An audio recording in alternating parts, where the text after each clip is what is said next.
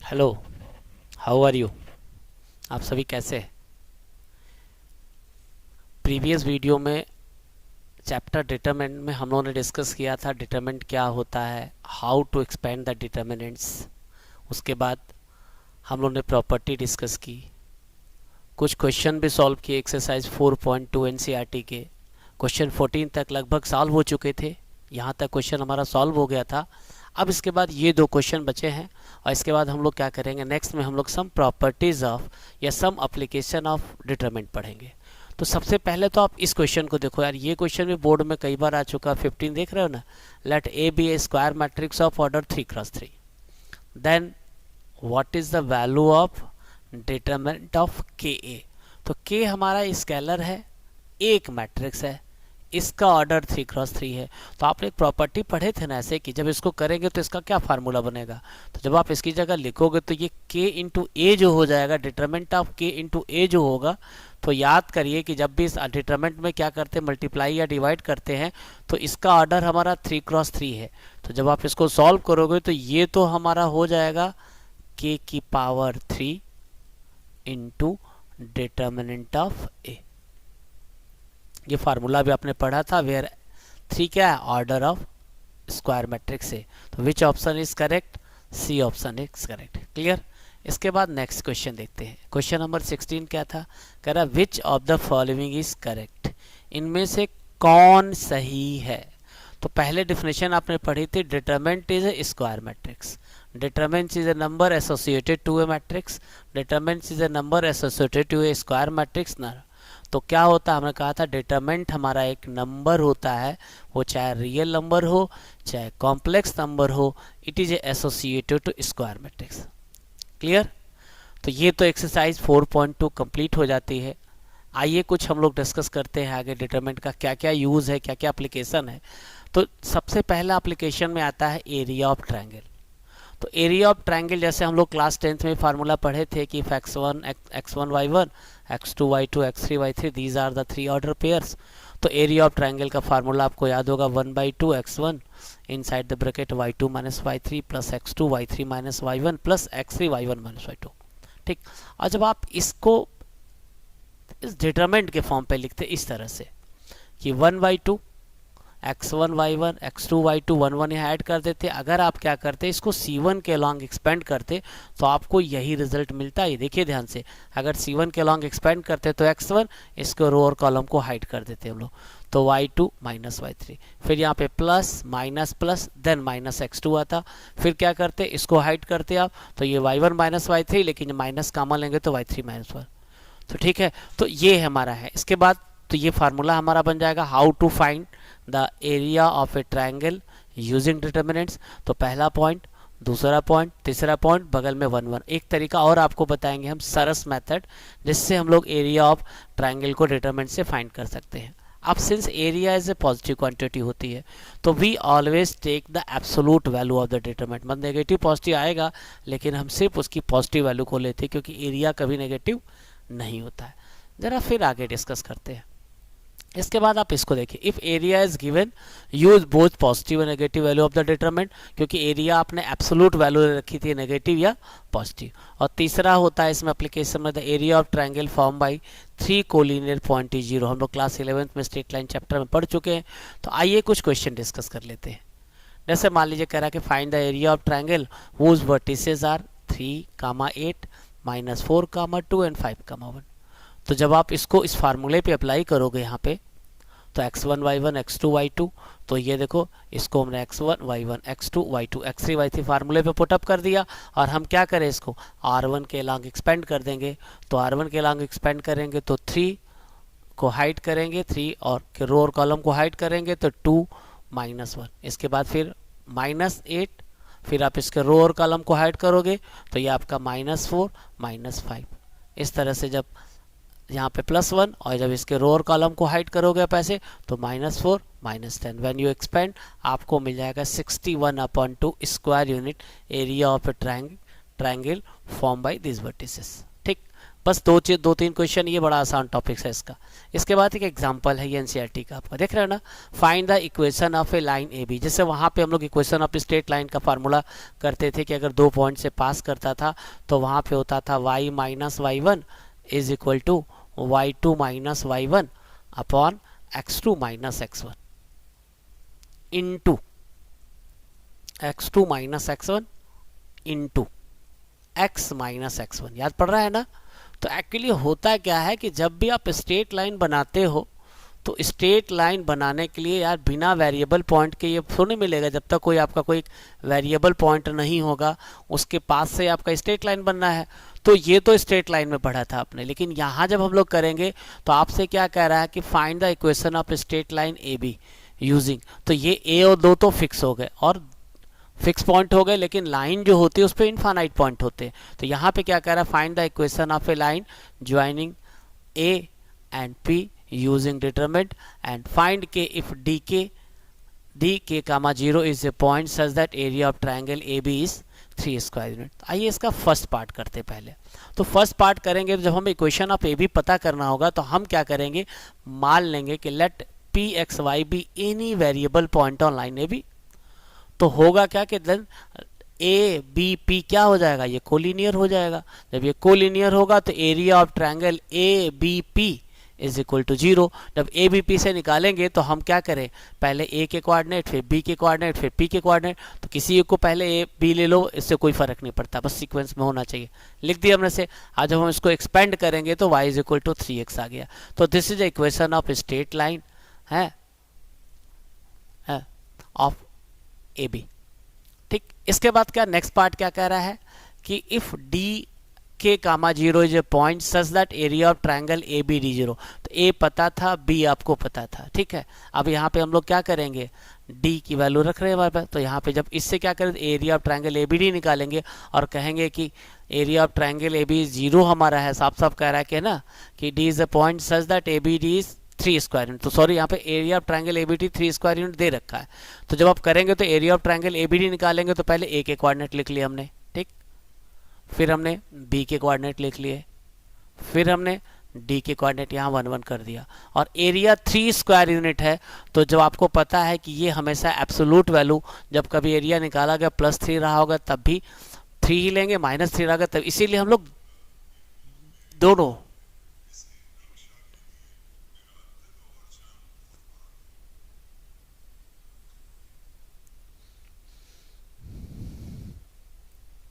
ठीक है ना। तो आप प्लस माइनस दोनों लोगे, जब आप इसको एक्सपेंड करोगे तो ये के की वैल्यू -2 आ जाएगी। तो इसी तरह के पूरी एक्सरसाइज में क्वेश्चन हमारे हैं। आइए देखते हैं हम लोग। जैसे अब मान लीजिए क्वेश्चन हमारा है कि कह रहा find the area of triangle with vertices of. तो जब आप एरिया ऑफ ट्रायंगल निकालोगे तो सीधे सीधे फार्मूला क्या है, 1/2। बस डिटरमिनेंट, पहला पॉइंट लिखा हमने 1 0, दूसरा पॉइंट हमने लिखा 6 0, तीसरा पॉइंट हमने लिखा 4 3, और इसके बाद क्या करेंगे 1 1 1। बस सीधे आप इसको, यही हमारा एरिया ऑफ ट्रायंगल आता है। It is represented by delta. बस आप क्या करोगे, देख रहे हो ना से, आप देख रहे हो कि C2 में हमारे 2 0 आ गए, तो हम इसको C2 के लॉन्ग एक्सपेंड कर देंगे। जब C2 के लॉन्ग एक्सपेंड करेंगे तो ये हमारा 3 1 आता है, ये 3 2 आता है। तो जब भी आप इसका एक्सपेंड करोगे लॉन्ग 3 2 तो ये आपका -3 आ जाएगा। और इनटू आप जब इसके और रो और कॉलम को हाइड करोगे ऐसे करके, ठीक है ना, तो यहाँ से आपको मिल जाएगा 1 6 और ये मिल जाएगा 1 1। क्लियर। जब आप इसका इससे मल्टीप्लाई करोगे तो यहाँ पे ब्रैकेट के बाहर तो आपका -3 आ गया। क्लियर। और ये आ जाएगा 1 -6, 1 -6 -5 -3 15 square unit is the area of this triangle. तो ये बस ध्यान दे रहा। तो इसी तरह पूरे ये क्वेश्चन आप पूरे सॉल्व कर लोगे, कुछ भी नहीं करना है। ठीक है ना, आगे बढ़ते हैं हम लोग। अब जैसे मान लो कि कह रहा है कि ये सेकंड क्वेश्चन हमारा है, कह रहा है कि so that these points are collinear. जब कोलिनियर है तो पहले क्या करोगे, डिटरमिनेंट बनाओगे, ए के पॉइंट लिखोगे ए बी। मान लो हम लिख लिया ए लिख दिया यहाँ पे, और यहाँ पे बी + C लिख दिया ऐसे। ठीक,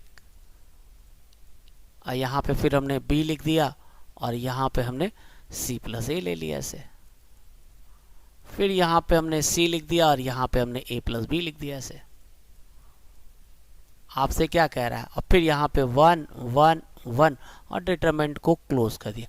कह रहा है कि ए बी से so that these points are collinear. ये कोलिनियर तब होंगे कि जब इनसे अब ट्राइंगल बनाओगे तो उस ट्राइंगल की वैल्यू 0 आनी चाहिए। तो हम क्या करेंगे, इसके लिए अगर हम इस डिटरमिनेंट की वैल्यू 0 के बराबर दिखा देते तो ये हमारा कोलिनियर है। तो देखो साफ साफ नज़र आ रहा है, अगर आप इस C1 में C2 को ऐड कर देते तो यहाँ पे ए प्लस बी प्लस सी, बी प्लस सी प्लस ए, सी प्लस ए प्लस बी। तो आप जब ऐड करोगे, अप्लाई क्या करते हैं यहाँ पे हम ऑपरेशन ऐसे कर लेते, C1 tense to C1 plus C2। ध्यान से देखिए तो क्या मिलेगा आपको यहाँ पे, जब ऐसे आप ऐड करते तो यहाँ पे मिलता आपको a plus B plus C. Clear, यहाँ पे भी मिलता आपको a plus B plus C, ठीक, और यहाँ पे भी मिलता आपको a plus B plus C, ठीक, और यहाँ पे ये ऑलरेडी आपका b प्लस सी था, यहाँ पे c प्लस a था आपका, और यहाँ पे a प्लस b है ऑलरेडी, ठीक है, और ये 1 1 1 था ही लास्ट में आपका। तो आप क्या करोगे कि यहाँ पे देख रहे हैं आप ऐसे कि C1 जो है ना, C1 या तो आप a plus B plus C C1 से कॉमन ले लो, या तो C1 C3 के आइडेंटिकल है, इसके लिए इसकी वैल्यू 0 आ गई, इसीलिए इस डिटरमिनेंट की वैल्यू बस कोलिनियर दिखा देंगे। ठीक है, तो इसी तरह क्वेश्चन आपको पूरे सॉल्व करने, जैसा एग्जाम्पल था उसी तरह से क्वेश्चन को सॉल्व करना, इसमें कोई दिक्कत नहीं है, प्रैक्टिस कर लोगे और क्वेश्चन सॉल्व कर सकते हो। Okay, thank you.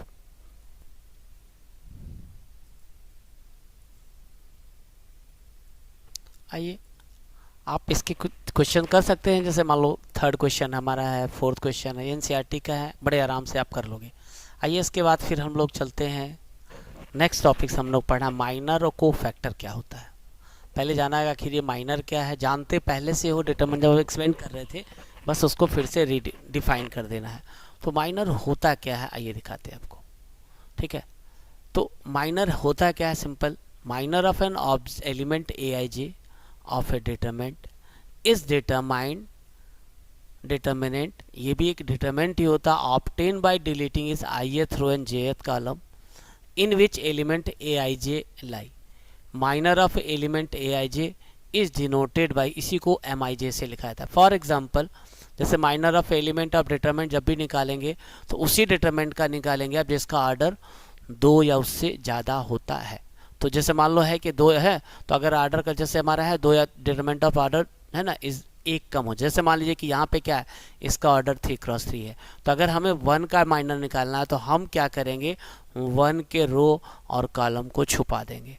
तो 1 का इस डिटरमिनेंट का ऑर्डर 3x3 था, तो जो 1 का माइनर आएगा वो आएगा m11 आएगा। ऐसे कितना आएगा, m11, और आप क्या करोगे, उसके रो और कॉलम को हाइड करने के बाद यहाँ पे मिलेगा 5 और ये मिलेगा 8, ये मिलेगा 6, दिस इज m11।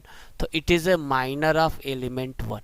इसी तरह से जैसे एग्जांपल में आपके बुक में दिया m23, तो 2nd रो 3rd कॉलम, तो ये हमारा m23 होता है। तो जब इसका रो आपको निकालना होगा तो आप क्या करोगे, ये जो हमारा है यही हमारा m23 है, तो इसके रो और कॉलम को छुपा लेंगे। तो 1 2 और 7 8, दिस इसी को डिटरमिनेंट कहते हैं। और हर डिटरमिनेंट किसी न किसी है, तो डिटरमिनेंट की वैल्यू निकालनी है, तो 8 1 जा 8 माइनस 14, तो माइनर जो हो जाएगा माइनर ऑफ m23 -6 आ जाएगा। ठीक है ना। इसके बाद एक फिर हम लोग को पढ़ना है को फैक्टर क्या होता है, व्हाट इज को फैक्टर। तो को फैक्टर ऑफ एलिमेंट aij को जनरली हम लोग ai कैपिटल aij से रिप्रेजेंट करेंगे, और जब भी लिखेंगे तो aij की वैल्यू लिखेंगे तो -1 to the power i plus j into minor mij, where mij minor of aij, ये होता है। अब कैसे करना देखिए, जैसे मान लो कह रहा फाइंड द माइनर एंड को फैक्टर ऑफ, तो ये 2x2 की एक हमारा डिटरमिनेंट है, हमें इसके हर एलिमेंट का माइनर निकालना है और को फैक्टर निकालना है। तो सबसे पहले हम लोग क्या करते हैं, a11 हमारा 1 है, ठीक, तो इसका, तो आप इसके रो और कॉलम को हाइड करोगे तो इसका माइनर m11 कितना हो जाएगा, जब इसके रो और कॉलम को हाइड करोगे तो 3 आ गया, तो माइनर ऑफ a11, ठीक। इसके बाद m12, ये हमारा m12 है, तो M12 करेंगे तो माइनर ऑफ M12 इस रो इसके रो और कॉलम को हाइड कर देंगे तो ये 4 हो जाएगा। फिर M21 second row first column, तो इसके रो और कॉलम को हाइड करोगे तो ये आपका माइनर हो जाएगा। इसी तरह जब आप इसका निकालोगे तो आप इसको क्या करोगे, M22 का मतलब ये होगा आपका M22 ये होगा माइनर ऑफ एलिमेंट A21। तो A21 जब करेंगे तो इसको रो और कॉलम को हाइड करेंगे तो ये बन जाएगा। तो ये तो हमने माइनर निकाल लिया। अब हमें क्या करना है कि हर एलिमेंट का कोफैक्टर निकालना है। तो जब इनका कोफैक्टर निकालोगे तो कोफैक्टर के लिए क्या करोगे, आप ऐसे लिख दोगे A11। तो A11 क्या है, A11 is the cofactor of element small a11। तो यहाँ पे क्या करेंगे, इसको -1 की पावर 1 + 1, -1 की पावर 1 + 1 इंटू M11। अब फिर आप वैल्यू निकाल चुके हो। M1 को कितना निकाला हम लोगों ने, M1 हमारा 3 था, तो माइनस ये तो हमारा ये 3 आ गया, सॉल्व कर लिया हमने। इसी तरह जब आप A12 निकालोगे, फर्स्ट रो सेकेंड कॉलम का निकालेंगे, तो यहाँ पे जब आप इसको करोगे तो -1 की पावर 1 + 2 इंटू इसका कोफैक्टर, सॉरी इसका माइनर, तो M12 आएगा। तो आप देखो माइनस की पावर ऑड इवन ऑड होता है, तो बाहर ये माइनस का साइन आ जाएगा और आप M12 जो है कितना निकाले हो, यहाँ देखिए M12 हमारा 4 है, तो ये -4 आ गया। इसी तरह से A13 को फैक्टर ऑफ 1 सॉरी अब आएगा 21 सेकेंड रो फर्स्ट कॉलम, तो ये आपका आ जाएगा -1 की पावर 2 + 1। शुरू में ऐसे लिखा जाता है, बाद में जब आप ये आ जाएगा M21 और आप देखो यहाँ से आप ये माइनस साइन आ रहा है और M21 कितना निकाला आपने, -2, तो -2 से मल्टीप्लाई कर देंगे तो इसका ये आपका आ गया +2। क्लियर। इसी तरह से जब आप A22 निकालोगे को फैक्टर ऑफ 22 एलिमेंट, तो ये -1 की पावर 2 + 2, क्लियर, 2 + 2 और इंटू M22, ठीक। और जब आप यहाँ करोगे तो ये प्लस आ जाएगा और M22 की वैल्यू कितनी आ रही है आपकी 1। तो हमने क्या किया कि हर एलिमेंट का कोफैक्टर निकाल दिया, ठीक। आइए जरा आगे बढ़ते, ये खाली करना होता है, तो we have to find this, हमने निकाल डाला, ठीक। अब जैसे कह रहा है कि एग्जाम्पल 21 NCERT का है ये, find minor and cofactor of the element A11 A21 in the determinant. आपको इसमें निकालना है, तो आप निकालोगे तो क्या, माइनर कोफैक्टर ऑफ A11 पूछा है, A21 पूछा है, तो पहले तो माइनर पूछ रहा है, तो minor of A11 capital M11 से निकालेंगे, तो 11 के लिए क्या करें, इसके रो और कॉलम को हाइड कर दोगे तो ये आपको मिल गया। फिर क्रॉस मल्टीप्लाई कर देते हैं, A22 A33 माइनस ऐसे। इसी तरह से इसका जब कोफैक्टर निकालोगे तो cofactor of A11 is represented by capital A11 और ये -1 की पावर 1 + 1 इंटू माइनर, ठीक। और ये माइनस पॉजिटिव हो जाएगा, M11 की वैल्यू यहाँ पे आप फाइंड आउट कर चुके हैं। इसी तरह माइनर ऑफ A21 निकालना है, तो A21 निकालेंगे तो ये सेकेंड रो फर्स्ट कॉलम है, आप इसके रो और कॉलम को तो A12 A13 A3 छुपा लेंगे और फिर इसका हमें क्या करना है, कोफैक्टर निकालना है, तो इसका साइन -1 की पावर 2 + 1 ऑड आई की पावर नेगेटिव आ रहा है, ऑड आया तो नेगेटिव आ जाएगा, तो बस ये माइनस से मल्टीप्लाई कर। तो इसी तरह से हम लोग किसी भी एलिमेंट का कोफैक्टर और माइनर फाइंड आउट कर सकते हैं। अब इसके बाद हम लोग को सीखना क्या, आइए देखा जाए। अब जैसे कह रहा है कि इस क्वेश्चन को अगर हम क्या करते कि R1 के अलोंग एक्सपेंड करते, if we expand this example along R1, तो आपको क्या मिलता। तो देखो होता क्या है, बस किसी भी यही हम लोग को सीखना है कि डिटरमिनेंट की वैल्यू कैसे निकालते हैं। तो अगर हम इसको R1 के अलोंग एक्सपेंड कर रहे हैं तो यहाँ पे क्या कर रहे हैं, -1 की पावर 1 + 1 और इंटू, तो इन दोनों को कंबाइंड हम लोग क्या कहेंगे, कोफैक्टर और इंटू एलिमेंट, तो ये A11 इंटू एलिमेंट।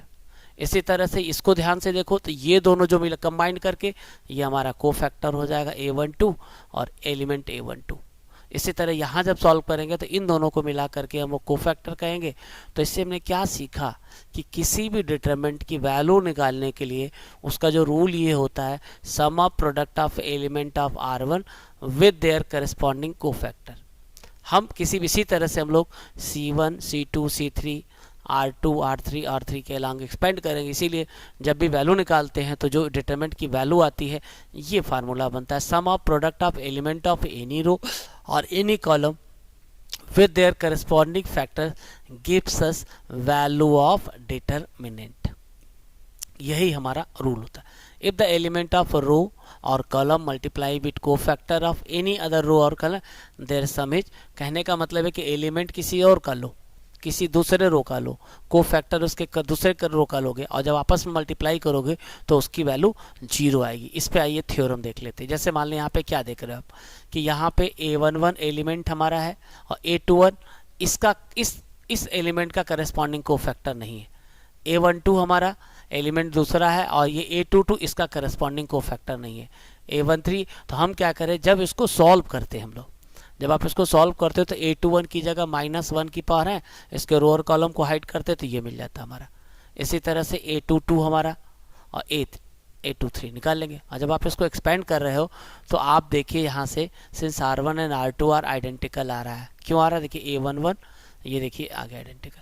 तो बस यही ध्यान रखना है कि आपको एक थ्योरम बना लेनी है कि जब कभी एलिमेंट किसी दूसरे रो का लो और कोफैक्टर मतलब को अलग दूसरे रो का होगा, दोनों अलग अलग होंगे तो उनकी, जैसे यहाँ पे इस एग्जांपल पे देखो एलिमेंट A11 है, कोफैक्टर 31 है, एलिमेंट A12 है, कोफैक्टर 32 है, एलिमेंट A13 है, तो इसकी वैल्यू 0 ही आएगी। आप एक्सपेंड करोगे तो सबसे पहले हम लोग क्या करें, आइए करते हैं। तो सबसे पहले हम लोग को ज़रूरत पड़ेगी 31 की कोफैक्टर, तो कोफैक्टर 31 की ज़रूरत पड़ेगी। आइए निकाला जाए। तो अगर आप पूरा पहले तो फाइंड द माइनर कोफैक्टर सबका निकाल रहे हैं हम लोग, तो अगर सबका निकाल लेते तो पहले हम लोग क्या करें, माइनर निकाल लेते। तो M11 ये हमारा है, M11 का माइनर निकालेंगे तो इसके रो का हमको हाइड कर देंगे, ये आ गया। अब इसका कोफैक्टर निकालोगे तो इसके 1 1 + 1 2, तो ये इसका कोफैक्टर माइनस में आ गया। इसी तरह M12 होगा तो M12 के रो और कॉलम को हाइड कर लोगे तो 6 1 4 -7 क्रॉस मल्टीप्लाई कर लेंगे, फिर इसका कोफैक्टर निकालोगे तो ऐसे आ जाएगा। इसी तरह से M13 हमारा है, ठीक है, इसका कोफैक्टर निकाल लेंगे। इसी तरह से M21 है, माइनर है, इसका कोफैक्टर निकाल लेंगे। जब हमने निकाल डाला, अब इसके बाद क्या करेंगे, सब में लाइन से पहले तो सबको निकाल लीजिए, जितने भी इसके एलिमेंट आपके पास हैं 1 2 3 4 9 है, तो 9 को फैक्टर देखिए, M11 है, M21 M22 M23 31 32 सबको निकाल के, सबके करस्पॉन्डिंग को फैक्टर निकाल के, और क्या करेंगे, जब इस फार्मूले पे आप सबको पुटअप करोगे कि एलिमेंट इंटू को फैक्टर, तो सॉल्व करोगे तो उसकी वैल्यू 0। तो यही ध्यान रखना होता है हम लोग को इसमें खाली, कि ये थ्योरम बन जाएगी हमारी कि एलिमेंट किसी दूसरे रो का हो, को फैक्टर दूसरे रो का, उनमें मल्टीप्लाई करेंगे तो इसकी वैल्यू 0 आ जाएगी। और अगर एलिमेंट भी उसी रो का, कोफैक्टर भी उसी एलिमेंट का करस्पॉन्डिंग कोफैक्टर होगा, तो वही sum of product of cofactor and there element is equal to value of determinant आता है। ये केयर करना। बस इस एक्सरसाइज में भी बस खाली ऐसे सिंपली कोफैक्टर माइनर ही निकालना आपको, ऐसा कुछ भी नहीं करना है कि आप नहीं कर पाएंगे। ये टोटल एक्सरसाइज ऐसे है, आप जैसे पहला दूसरा तीसरा using cofactor element of a second row कह रहा है, तो सेकेंड रो के कोफैक्टर निकालने थे हमारा, तो सेकेंड रो का कोफैक्टर निकालना हम लोग को।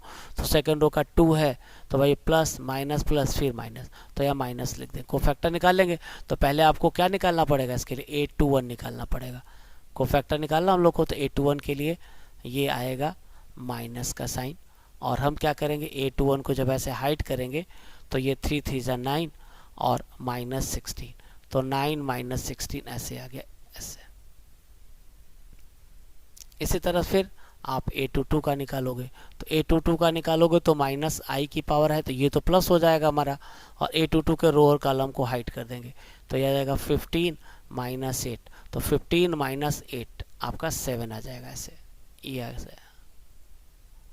ऐसे करके आ गया हमारा, ठीक। इसी तरह से A23 का निकालते हैं, third row second row third column, तो ये आपका माइनस साइन आएगा। आप जब इसको सॉल्व करोगे तो बस ये जब इसके रो और कॉलम को हाइड कर देंगे तो 5 2 = 10 और -3 ये 7 आ जाएगा आपका। अब आपसे एक्सपेंड करने के लिए वैल्यू पूछ रहा था, तो वैल्यू निकालने का तरीका क्या होगा, ये 2 लिखेंगे इंटू A21 लिखेंगे, 0 लिखेंगे इंटू A22 लिखेंगे, 1 लिखेंगे इंटू A23 लिखेंगे। जब इसकी वैल्यू आएगी तो आपका क्या मिलेगा, 2 आएगा इंटू कोफैक्टर कितना आया हमारा, आप देख लीजिए इसको, ये 9 आपका कितना, जब इसके फर्स्ट रो कर रहे थे ये आपका 9 - 16 था ये, तो ये आपका आ जा रहा था -7, तो ये भी +7 आ गया आपका, तो ये हमारा 7 आ जाता। फिर इसका तो ये 0 हो गया, इससे आपका कोई मतलब ही नहीं था। हाँ, अब कोफैक्टर है तो हम तो जब कोफैक्टर से निकाल रहे हैं तो एलिमेंट तो हमारा 1 है और इनटू इसका कोफैक्टर हमारा कितना आया, -7 आ रहा है। आप मल्टीप्लाई करके चेक कर लीजिए, 14 - 7 इसका आंसर आ जाएगा 7। इस तरह से पूरी एक्सरसाइज आप सॉल्व कर सकते हो, कुछ भी नहीं करना है, आप देख ट्राई कर जाइएगा। अब ये कह रहा है कि जैसे है तो ये कोफैक्टर है, तो कह रहा है कि कोफैक्टर है, डेल्टा दिया है, ए आई जे कोफैक्टर है, देन वैल्यू ऑफ डिटरमिनेंट किससे मिलती है। तो देखो तो बताया गया था डिटरमिनेंट की वैल्यू किससे मिले, ध्यान से देखो आप, एलिमेंट इंटू इसका कोफैक्टर, एलिमेंट इंटू इसका कोफैक्टर, एलिमेंट इंटू इसी से वैल्यू मिलेगी। इसको करोगे तो इससे इसकी वैल्यू 0 आएगी। अगर यहाँ पे देखो तो इस वैल्यू की भी डिटरमिनेंट की वैल्यू 0 आएगी, इससे भी वैल्यू, क्योंकि एलिमेंट अलग है कोफैक्टर अलग, इसकी वैल्यू 0 आएगी। तो आपका ऑप्शन डी इज करेक्ट, कि ये डी वाला हमारा ऑप्शन सही हो।